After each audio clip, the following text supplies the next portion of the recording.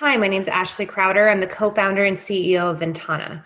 Our platform makes it easy to process, manage, and distribute 3D assets for web, AR, and VR, democratizing spatial computing.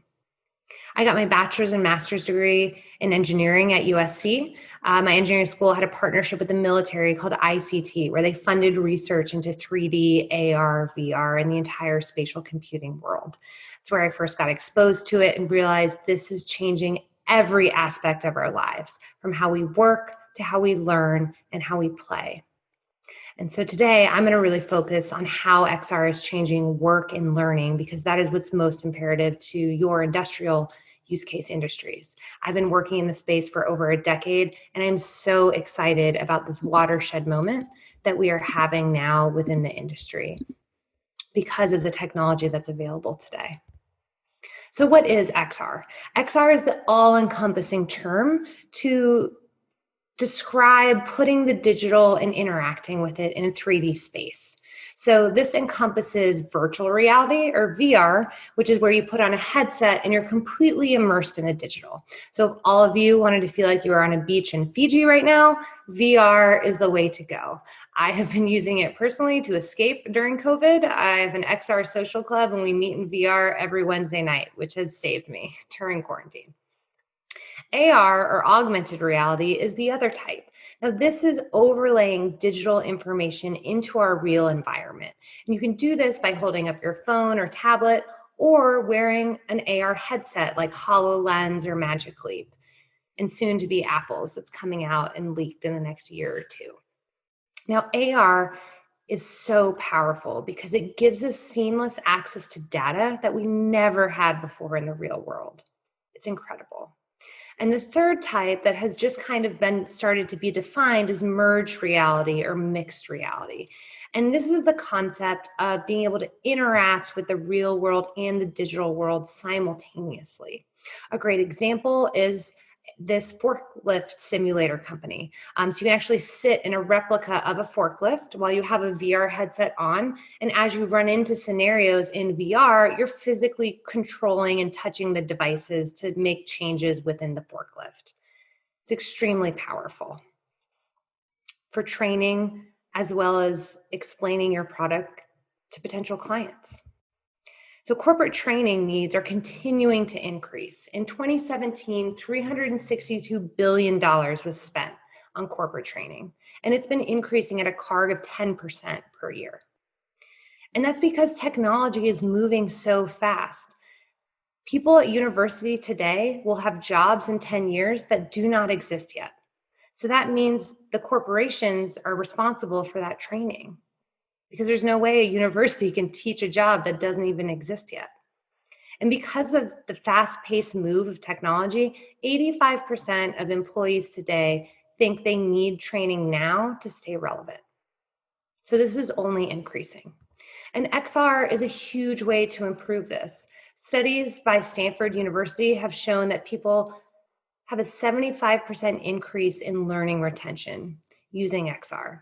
And that's because when you're in XR, any of the types, you actually recall that experience as an actual event or an actual experience you had versus just watching a video or reading a book.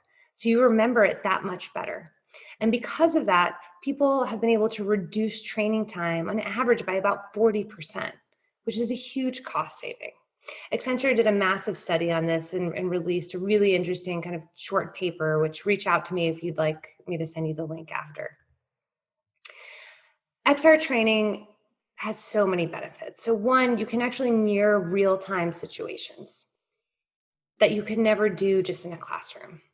In addition, there's no traveling required. You can have your number one expert in the field teaching your entire global team simultaneously. Maybe record it so it's better for different time zones, but it's incredible.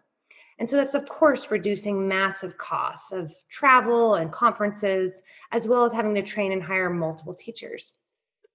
The most important thing, I think, here is also that you can learn through mistakes. You can't make mistakes in the real world, or people are so afraid to make mistakes in the real world, and rightfully so. But in XR, it's okay. You can just rerun the program. Just like in a video game, you die, you restart. And because of that, there's so much more increased engagement. Walmart did this with their employees, and they had a 70% positive satisfaction after doing that training versus traditional. And of course, there's much better metrics because you're doing the entire training digitally. Everything can be tracked. Makes it much easier to hone in on maybe specific problem areas or things people just really aren't grasping and let you redo them. Now, this has been used in a variety of different fields. I have just a few examples to kind of prove this point. The University School of Medicine in Atlanta used VR training for surgeons and found that they made 40% less mistakes than those surgeons that were trained traditionally. I only want a surgeon who has been trained in VR. That is insane. Walmart, as I mentioned, used VR to train retail employees for the chaos of Black Friday. And this resulted in 80% savings in training time, which is incredible. Not to mention, people were happier doing it as well. And United Rentals use augmented reality to actually train their outside sales reps on their various complicated equipment. And this resulted in a 40% reduction in training time. So again, huge cost savings there. But if you think about these outside sales reps, their ability to understand the product and explain it to a client is what's going to help them close the sale at the end of the day. So not only is it cost savings from a training perspective, but you're actually adding value to the bottom line because your sales reps are going to be that much more prepared and trained to sell your product. And that gets me to my next point, that sales for B2B is changing. The B2B buyer has already changed. Half of all B2B buyers are millennials. We grew up with the digital, and we require personalized experience through streamlined digital channels because it's what we're used to from the consumer side. And e-commerce is no longer just for consumers. Forrester Research predicts that $1.2 trillion in B2B sales will transact online by 2021. This is massive. If you are not selling online today, you need to start because you're going to be missing out on this $1.2 trillion. And COVID has only expedited this.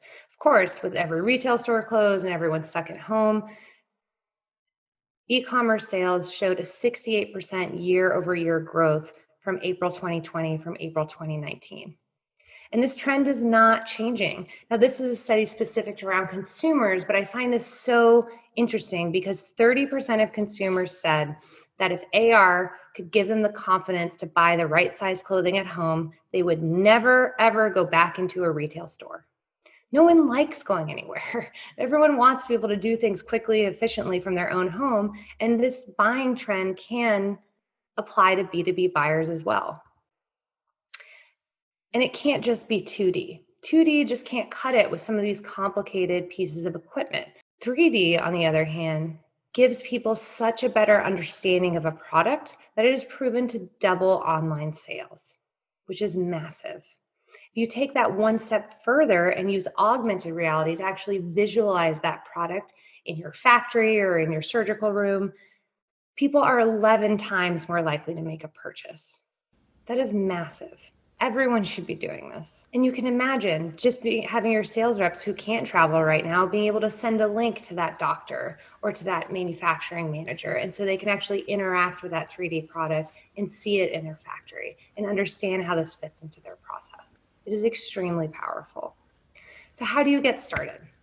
Well, first, you need 3D files in order to have a 3D experience. And so the main two that I want you to focus on are GLTF and USDZ. GLTF is quickly becoming the standard. I'm part of the Kronos Group, which is a nonprofit where Vntana has partnered with Apple and HP and NVIDIA and a number of different companies who are all pushing GLTF to become the standard. 3D is a little bit of the wild, wild west right now. It's kind of like before JPEG became the standard of 2D. That is what GLTF is becoming. And so GLTF can be used for 3D web browsers, it can be used for Android AR, and it can be used for virtual reality experiences. Now, of course, because Apple, even though they're part of this consortium, always has to be a little different, in order to have AR on an iOS device, you need a USDZ file. So these are kind of the two main ones to think about. Now, what's great is you probably already have some 3D files.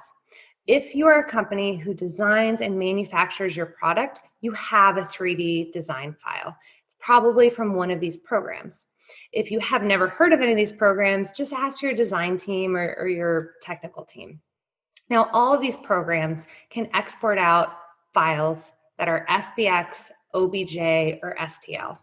Now, I know that's a little bit of alphabet soup, but these are kind of the standards that you can also ask for and just say, hey, do we have an FBX, OBJ, or an STL file? If the answer is yes, then it's great. You do have a 3D file. Now, the issue is that some processing is going to have to happen to that. But if you don't have these 3D files, it's also okay. Scanning has now gotten better and better through the process of photogrammetry. So photogrammetry is the science of taking lots and lots of different photos and actually stitching them together to create a 3D file. Now, photogrammetry is great because you're actually getting the materials and the textures of the object as well. The downside is that you normally have to bring that product into a studio to capture it. If you have devices that are massive and way too big to move, LiDAR is another 3D scanning technology that might work. The only downside of LiDAR is that you're not getting the materials and textures. So, for example, if you use LiDAR to scan your house, you would actually have the full shape and exact model in 3D. However, if your house is made of brick, it won't look like red brick on the outside. That's something that would have to be added after. So either you have 3D manufacturing design files to start with, or you can 3D scan your products. But again, these are all giving you those initial file types, FBX, OBJ, and STL, which are not the two that I told you need to worry about. So this is where we come in. Some type of conversion and optimization has to happen to get these manufacturing design files or 3D scans into the formats that you can easily use across 3D web, AR, and VR. And here's an example. So this robot arm started at 200 megabytes in size. That's massive. If you tried to put that on your website, it would crash, let alone your mobile device. It just would never load. So at Vntana, we've really been trying to help streamline this process. So instead of a 3D artist sitting there and remaking these files, all these different file types, we created smart software. So you can actually just upload this file to the Vntana cloud. Our smart algorithms understand the shape of the model and automatically compress it down to about 2% of that original size, 3.5 megabytes, but it still looks great. And we automatically create the GLTF and USDZ files, and it's all bundled into a 3D web viewer that's ready to go. You can share the link, you can embed it in your website, and it has built-in augmented reality, so you can actually place that object in your environment. So really trying to automate and get rid of a lot of that boring manual work that no one likes doing anyways. It's all housed in a centralized content management system on the cloud or on-prem to make it easy for global teams to collaborate and interact and get the files that they need. And then, of course, you can easily distribute it just by copying and sharing the link with your sales team or with your employees to do training so they can actually use it to visualize that product. And we can add hotspots with more rich media to highlight different steps in the process or special features about that product. And so now, if you have your phone on you, please take it out. We've, of course, have to make this interactive with AR because that is everything I'm talking about. So if you take out your phone and open up the camera app, hold it up over the QR code, that will trigger a link to appear. So tap that link and it will bring you to a page with a 3D robot arm. So you can move it around with your finger, get every view that you want. And then for the AR, you actually just tap the cube in the upper left corner. That will move it to AR mode. Then you just need to move your phone around because it needs to see the room. So if you have more lights on, the better. So you can actually see the room and understand the dimensions. And then you'll see it'll digitally place that 3D object wherever you are. Now in this exact example, because I know you guys are all at home, you can actually change the size by clicking and dragging like this on your phone. But if we want people to understand the exact size of the object, we can do that. So all we would need to do is have the dimensions of the product, and then they wouldn't be able to move it because maybe you want to see how this belt fits into your manufacturing plant, or does this device fit into the operating room, for example. So yeah, you can continue to play with that, and I'll send out this presentation after so you can share it as well. So at the end of the day, you need to start with 3D models. And I want to stress that this needs to be a cohesive strategy across your company. We worked with Lexus years ago, and they said, we don't have a 3D file. And I said, you know what? You design and manufacture your cars. I guarantee you have a 3D file somewhere. And the problem is, as you know, with these massive companies, every group tends to be so siloed. So the sales and marketing doesn't know what design and manufacturing is doing. But if you start with that 3D asset that your design and manufacturing team has, and leverage that with sales and marketing and training, and tie that all together with your ERP system, can be incredibly powerful. We've actually just integrated with SAP to make this a reality, so that we're using that design file from the manufacturing, and you can imagine a field rep out there making a house call, and they could hold up their phone and actually see what part they need, and then take it out of their truck and place it in there, use their AR device to make sure they're adding and plugging things in correctly. And then all of a sudden that gets ticked back to the ERP system, and we know that inventory is one less. This is the power of 3D and having a cohesive system across your organization. So if you take away anything from this presentation, the power of XR is incredible for training and sales. So please reach out if you have any questions. I'm happy to answer them. My email is just ashley@vntana.com. And thank you so much for taking the time today.